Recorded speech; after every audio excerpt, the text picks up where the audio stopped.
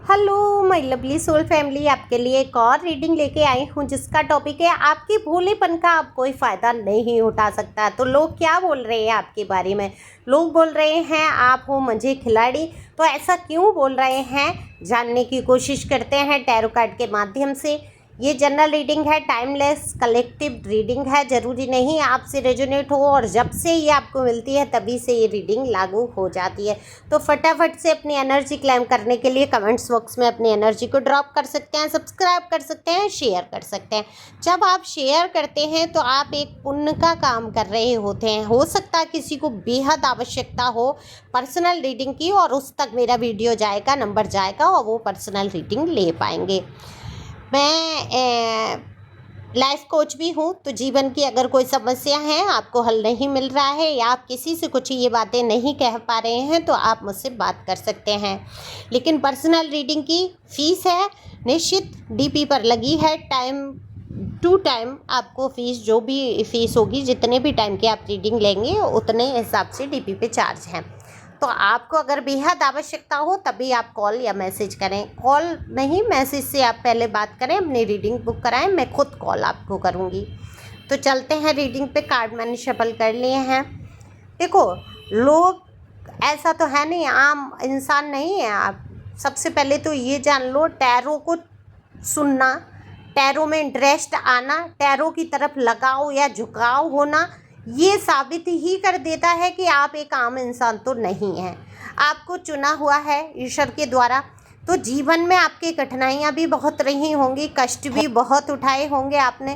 कुछ ऐसी बातें आप दिल में लिए बैठे हैं जिनको आप शेयर भी नहीं कर पा रहे हैं। 2 दिन से ये एनर्जी निकल के आ रही है, और तभी मैं कह रही हूँ आप अपनी लाइफ की पर्सनल जो भी है डिटेल आपकी गुप्त रखी जाती है, किसी से नहीं शेयर की जाती है। भरोसा करके आप रीडिंग करा सकते हैं।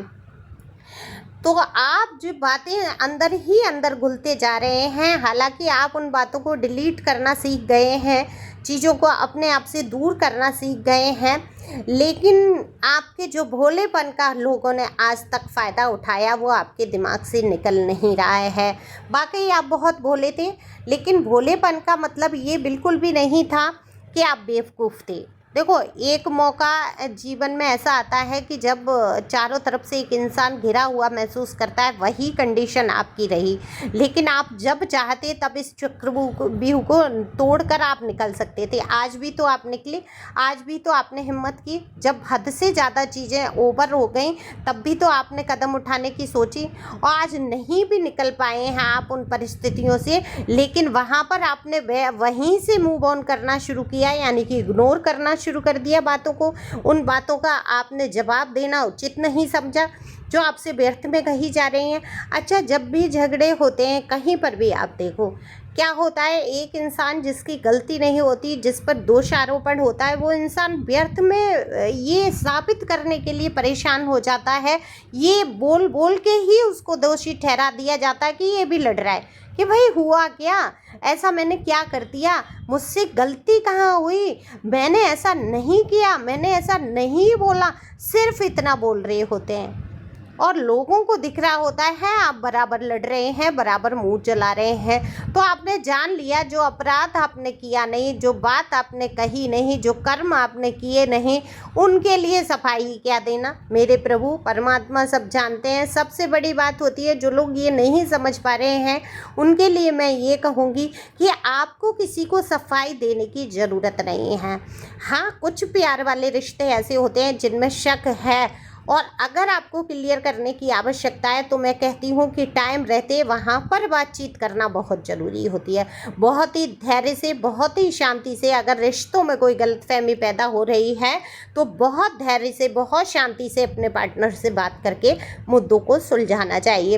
अगर सामने वाला सुनने की कंडीशन में नहीं है, बौखलाया है, उसको बुद्धि तुच्छ दी है ईश्वर ने, और बुद्धि सब कुछ होते हुए भी वो बौखला रहा है, तो फिर उसको उसके हाल पे छोड़ दो। फिर आप एक तरफ से रिश्ता बचा नहीं सकते, क्योंकि कम्युनिकेशन स्किल बहुत होना सामने वाले का ज़रूरी, आपस में बातचीत होना बहुत ज़रूरी है। तो आप तो कमाल के वक्ता हैं, बात करने में, अपनी बात को रखने में, सच्चे हृदय से बोलने में आप माहिर हैं, क्योंकि स्पष्ट आप बात करते हैं।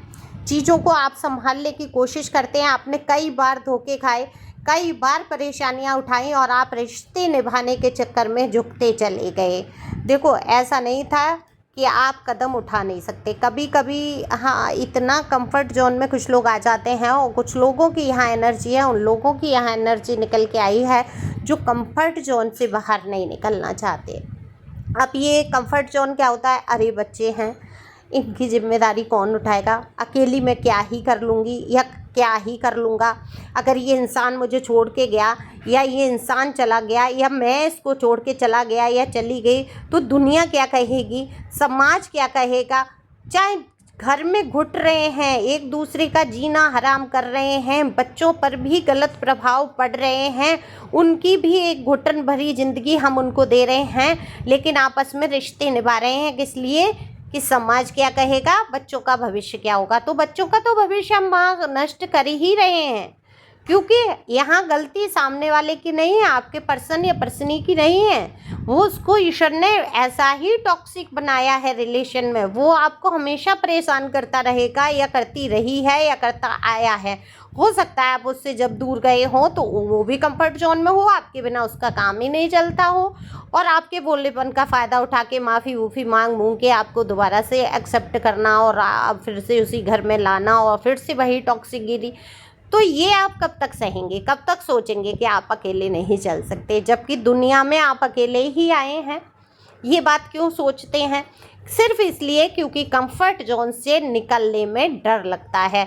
ये आप में से कई लोगों की एनर्जी हो सकती है जिनको परेशानी तो है, घुटन तो है, तकलीफ़ तो है, लेकिन कंफर्ट जोन से बाहर नहीं आना चाहते कि हाय मैं क्या करूँगा, क्या करूँगी। इस वजह से ये कंफर्ट जोन कहीं का हो सकता है, ये रिश्तों का ही नहीं हो सकता, घर परिवार का नहीं हो सकता। मैं नहीं कहती कि सब लोग अपना अपना घर छोड़ के भाग लो, मैं ये कहती हूँ वहाँ रह के भी आप वो डील कर सकते हैं। कंफर्ट जोन में रह के आप चीज़ों को इग्नोर करना शुरू करो, उस इंसान को इतना हावी मत होने दो, उस इंसान को अपना मत इतना मानो। ठीक है, वो कर रहा है तो घुटन ना बच्चों को होगी, ना आपको होगी, ना परिवार के सदस्यों को होगी। छोड़ दो उसको जिस हाल में है वो, या फिर उस इंसान को ही त्याग कर दो, उस वस्तु व्यक्ति इंसान का त्याग कर दो। कहते हैं ना कि वो चीज़ों से बिल्कुल लगाव हटा दो। कुछ तो योजना बनाई होगी, ईश्वर ने आपके जीने का कुछ तो आधार दिया होगा। तो आप बहुत कुछ जीवन की सच्चाई को जान चुके हैं, आप रिश्ते निभाने के लिए सब कुछ जानते हुए निभाते रहे हैं लोगों को, वो का चाहे कार्य क्षेत्र में हो, चाहे घर परिवार में हो। एक इमेज, एक इज्जत बचाने के लिए आपने बहुत कुछ सहा। कहते हैं ना कि पीठ को हमेशा मजबूत रखना चाहिए, बार सहने के लिए, शाबाशी पाने के लिए। ये एक नया शब्द नहीं मैं बोल रही हूँ, अक्सर आपने हो सकता है सुना हो कि शाबाशी भी पीठ पे ही मिलती है और बार भी पीठ पे ही होते हैं। तो आपकी पीठ पर बहुत अनगिनत बार हुए हैं जिससे कि आप मुंह के बल धराशायी हुए, लेकिन आपने अपने आप को संभाला और उठकर खड़े हुए, और आज आप एक एक व्यक्ति की चाल समझते हुए, कहते हैं ना कि भोले हैं, बेवकूफ़ थोड़े ही हैं, चीज़ों को समझ रहे हैं, इमोशनल हैं, सकारात्मक सोच है, स्पष्टवादी हैं, स्पष्ट वक्ता हैं, योग्यता में आपकी कमी नहीं है, किसी चीज़ से आप कम नहीं है, शक्ल से, सूरत से, पहनावे से, उड़ावे से। अगर मैं कहूँ ड्रेसिंग सेंस कमाल का है, दिखने में आप बेहद खूबसूरत हैं, आपकी पर्सनैलिटी रुआबदार है, तो आपके भोलेपन का आप कौन फ़ायदा उठा लेगा। और जब ये फ़ायदा नहीं उठा पा रहे हैं तो लोग क्या बोल रहे हैं कि भाई ये तो मजा हुआ खिलाड़ी है,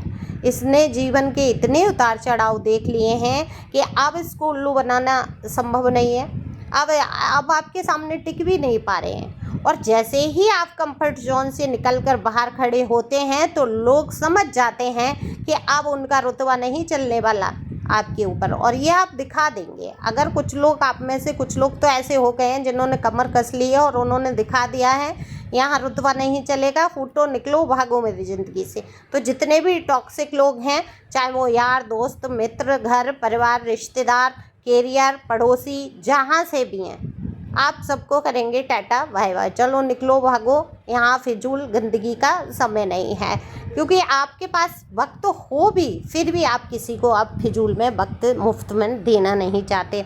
आप अपने आप पर ध्यान कर रहे हैं, कुछ तो आप ऐसा कर रहे हैं जिससे लोगों का ध्यान आपकी तरफ जा रहा है, आकर्षित हो रहे हैं, लोग आपकी बढ़ाई कर रहे हैं, सराहना कर रहे हैं आपके कामों की। कुछ तो आप ऐसा कर रहे हैं जिससे आपका नाम हो रहा है, लोग आपको मजा हुआ खिलाड़ी समझ रहे हैं, क्योंकि जीवन के बहुत सारे उतार चढ़ाव में आप किसी खिलाड़ी से कम नहीं रहे हैं। तो थैंक यू फॉर वॉचिंग।